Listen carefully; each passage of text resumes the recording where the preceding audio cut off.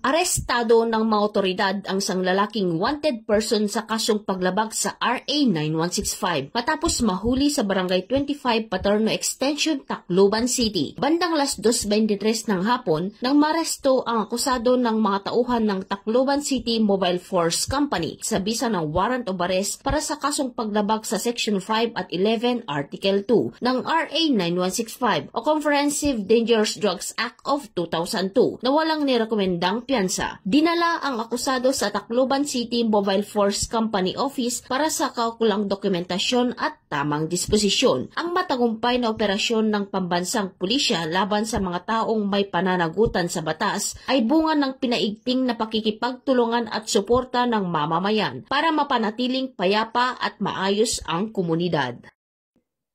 Mula dito sa Eastern Visayas, ako ang inyong PNN correspondent, Patrolwoman Palafox, alagad ng batas, tagataguyod ng Balitang Pulis.